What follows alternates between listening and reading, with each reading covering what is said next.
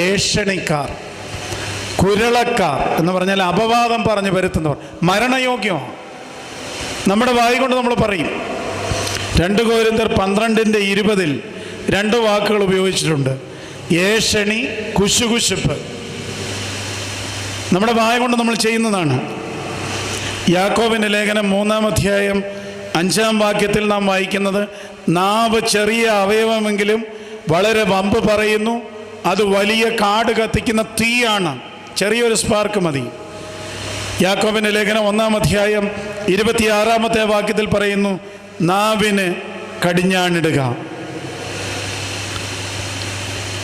Gospel പറയേണ്ട പള്ളിയിൽ gossip പറഞ്ഞാൽ എങ്ങനെ ഇരിക്കും?